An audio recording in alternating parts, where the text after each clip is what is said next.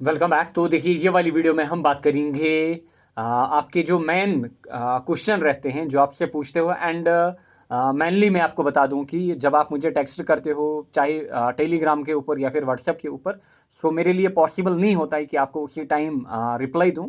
And काफ़ी time लगता है रिप्लाई देने में, क्योंकि और भी बाकी काम जो है वो रहते हैं। एंड आई ऑलवेज ट्राई कि मैं हर एक को रिप्लाई दूं, चाहे इमीजिएटली या फिर आफ्टर फ्यू डेज मैं रिप्लाई डेफिनेटली देता हूं। नाउ, जो मैंने कॉमन क्वेश्चन देखे, एक क्वेश्चन ये कि पेपर की लेवल क्या आएगी। एंड ये क्वेश्चन तो हर साल जो एस्पेरेंट होते हैं पूछते हैं कि पेपर की लेवल क्या आएगी। So let me tell you, अगर आपको पेपर की लेवल देखनी है कि बोर्ड जो हमारा है वो कैसे पेपर डालता है, आपको क्या करना होगा, लास्ट 3 ईयर के पेपर उठाने होंगे। मैं बोल रहा हूं लेवल चेक करने के लिए। लास्ट 3 ईयर के पेपर आपको उठाने होंगे किसी भी सब्जेक्ट में। आपको खुद आइडिया मिलेगा कि किस टाइप की लेवल आ रही है, किस टाइप का पैटर्न तो आपको ऑलरेडी पता है। आपको आइडिया मिलेगा कि कितनी डेप्थ तक जो एग्जामिनर है वो क्वेश्चन पूछ रहा है, या फिर क्वेश्चन की लेवल को वो कहाँ तक जा रहा है, अंदर जा रहा है या फिर ऊपर ऊपर से ही पूछ रहा है। सो आपको आइडिया मिलेगा। एंड अगर मैं PYQs की बात करूं, PYQs आपको कितने लगाने हैं एंड कितना पेपर PYQs से पूछा जाता है। PYQs आपको कोशिश करनी है, अगर आपको पेपर मिले तो आपको एटलीस्ट 10 ईयर्स के पेपर लगाने होंगे PYQs। अगर उससे ज़्यादा भी मिलते हैं that is well and good. So but at least आपके पास 8 to 10 ईयर के पेपर होने चाहिए।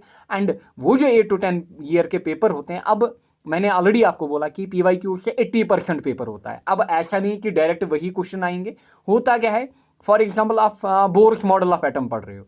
बोर्स मॉडल में कभी कभार पूछेगा कि बताइए, या फिर पॉस्टुलेट्स ऑफ बोर्स मॉडल, कभी पूछेगा ड्रॉबैक्स ऑफ बोर्स मॉडल, या फिर कभी कोई और क्वेश्चन। बट बोर्स मॉडल के ऊपर क्वेश्चन पूछा जाएगा। मतलब जब आप PYQs देखोगे, PYQs में आपको फ्रीक्वेंटली क्वेश्चन ऐसे दिखेंगे जिन पे हर साल क्वेश्चन पूछा जाता है।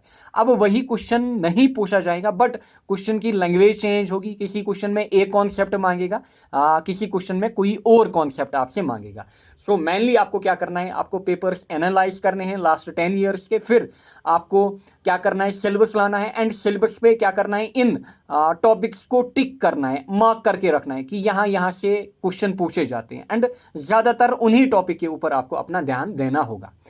एंड लेवल की अगर मैं बात करूं, इस साल कैसी लेवल रहने वाली है, सो इस साल भी सेम लेवल रहने वाली है। एंड इनफैक्ट अगर मैं क्लास 12 फिजिक्स की बात करूं, लास्ट 3 ईयर से कंटिन्यूअसली प्रोटेस्ट हुआ। जब भी पेपर हुआ प्रोटेस्ट हुआ। एंड इसीलिए मैं बार बार बोल रहा हूँ कि क्लास 12 फिजिक्स वाले जो हैं वो काफ़ी ज़्यादा ध्यान रखें, एंड मैथ वाले भी साथ में। बाकी 11th का उतना मसला नहीं है। 11th में ज़्यादा लोग केमिस्ट्री से डर जाते हैं, क्योंकि बायो फिजिक्स मैंने पूरा कवर कराया है। And let me tell you, जो 12th में अभी हैं, ऑर्गेनिक मैंने कराई है। And I am trying my best to bring the inorganic portion. So I will try in upcoming few weeks, I will try कि आपका जो इनऑर्गेनिक वाला पोर्शन है इन डिटेल आपको कवर कराऊं, ताकि आपका एक भी क्वेश्चन ना छूटे आपके बोर्ड में। एंड अगर मैं स्कोरिंग सब्जेक्ट्स की बात करूं, आपका इंग्लिश स्कोरिंग सब्जेक्ट होता है, आपका एडिशनल स्कोरिंग सब्जेक्ट होता है। देन अगेन केमिस्ट्री, फिजिक्स, ये ऑलमोस्ट सभी स्कोरिंग सब्जेक्ट होते हैं। बायोलॉजी नॉर्मल रहता है, मतलब आप इजीली 80 to 85 स्कोर कर सकते हैं। बट अगर आपका फिजिक्स पेपर बढ़िया हो, केमिस्ट्री बढ़िया हो, they can fetch you 100 out of 100। सो अगर फिजिक्स में आपको 100 फैच करने हैं तो आपको न्यूमेरिकल्स भी आने चाहिए। न्यूमेरिकल्स भी मैंने सिखाए हुए हैं।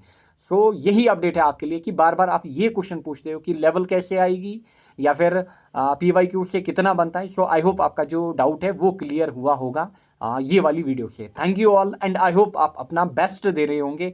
आप अभी कम टाइम वेस्ट कर रहे होंगे, एंड सोशल मीडिया वगैरह जो है उन डिस्ट्रैक्शन से आप दूर बैठ रहे होंगे। सो अभी क्या करिए, उन चीज़ों को आप क्विट करिए। एंड जैसे ही आपका एग्ज़ाम ख़त्म हो जाए फिर आप दोबारा वो अकाउंट ज्वाइन वगैरह कर सकते हो, कुछ भी। Thank you all.